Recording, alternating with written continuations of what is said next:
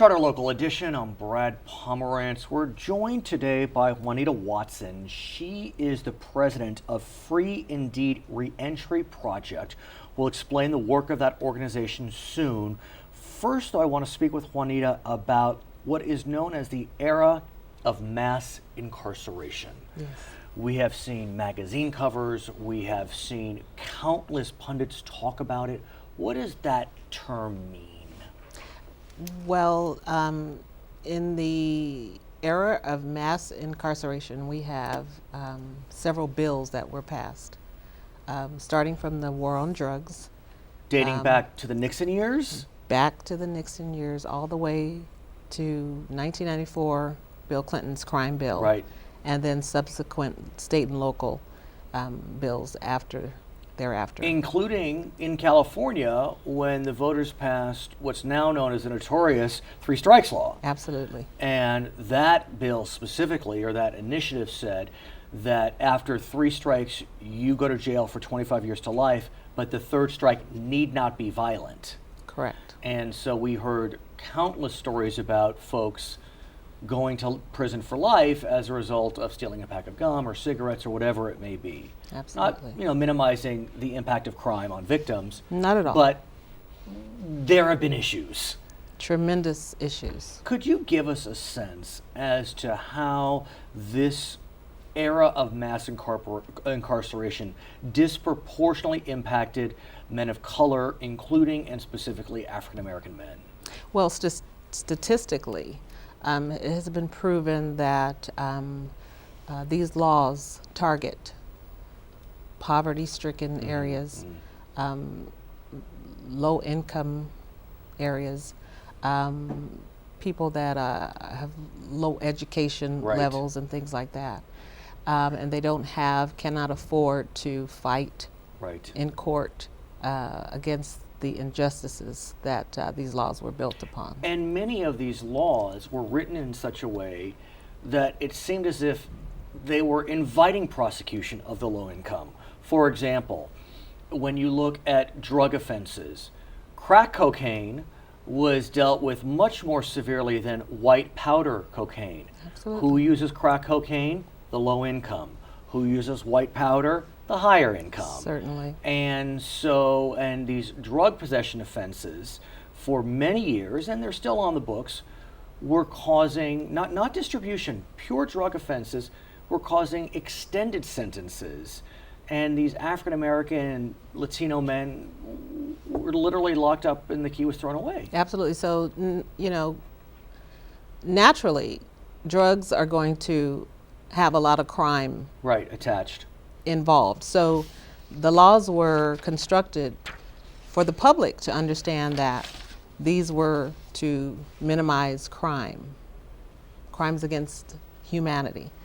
But once the laws were passed, then the amendments were passed, which now include nonviolent crimes. Right. And that's when the numbers in the prisons began to skyrocket. Well, look what happened here in California. We had a United States Supreme Court case which said that California prisons were operating in such a way that those in the prisons were victims of cruel and unusual punishment. Yes. I mean, this decision was scathing. Absolutely. And as a result, over the last several years, really since the beginning of this decade, we have seen both the legislature in California as well as the voters of California pass a series of laws that are looking to reform criminal justice. Starts with, Prop 36. Who would have thought California, who had been so strong on 3 strikes, would reform 3 strikes? Exactly. What happened with Prop 36? Well, Prop 36 allows, it's the realignment.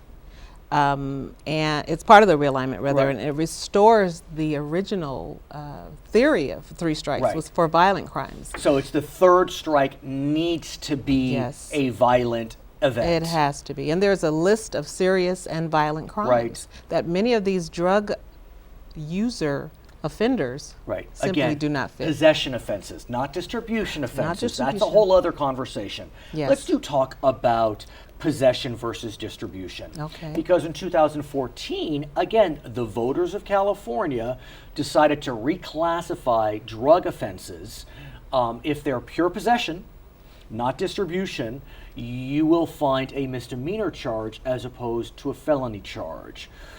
Also allowing for the reclassification of prior convictions. That's Prop What is 47. that, and what has that done Prop- for your constituency, I guess is what I would say. Prop 47 was a really, really important piece of legislation because it allows for felons to petition the court Right. to have those drug cases reduced to misdemeanors, which are much easier to have them expunged. And the sentences will be much shorter. Yes. I mean, that's the key. You're not getting these Yes. 10, 20-year sentences.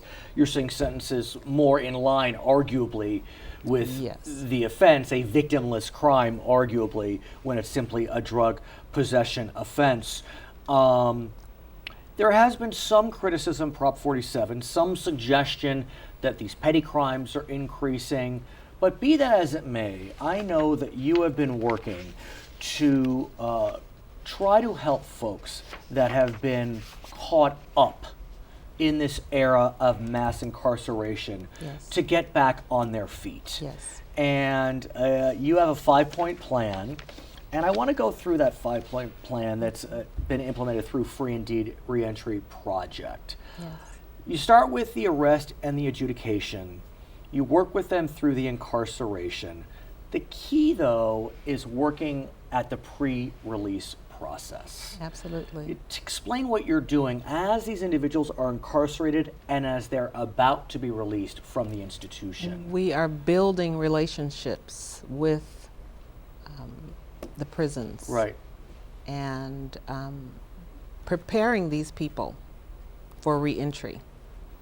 They have to be ready for the job market or they'll end up right back in prison. And that's what's so frustrating for people on all sides of the political spectrum. These folks, they're sitting in prison. Oftentimes, not much is happening. I mean, LA County has had some pretty strong prison education programs. With AB 109 realignment, the goal is to get more reentry programs in place. Yes. But like you said, great, you're out of prison, then what? If you can't get a job, what is that going to do for you? Yes. And that brings up this issue of release, reentry, and reintegration. Absolutely. And so what are you doing to help with that release, reentry, and reintegration? Training, educating. Today's technology is so important for everyone to know, whether you are an ex-felon or just a common citizen. Right. Every job nowadays involves a significant amount of knowledge of technology. And you're a specialist on the expungement side. Yes, I am. Because, look, so many job applications ask, have you been convicted of a crime? And if you Yes. check yes, you're not even considered. There Yes. is the ban the box movement. Some federal agencies have adopted it whereby the first application will not ask that. It can be asked later on. Yes. So talk to us about the expungement process and the importance of expungement. Well, Free Indeed, we boast a 100% accuracy and success rate. We've never submitted a petition to the court that has not been granted, which shows us again that California is kind of leading the way on easing up on some of these horrific crime laws. And so what that does, 1204.3 is the law that, excuse me, that allows them to say no on an application if they have been convicted prior. But you're getting all yeses. Yes, we are. And what does that do for these folks that they then can go to a job, file, or a potential job, file an application and not Yes. have to check the box? Absolutely. And then a lot of companies now, from UCLA, major corporations are having that clause added into their application, which is very, very, very refreshing. Her name is Yes. Juanita Watson. She Yes. is with the Free Indeed Reentry Project. Yes. I want to thank you so much for joining us Thank and you for talking having to us me. about this program. My name is Brad Pomerance. This is Charter Local Edition. Thank you.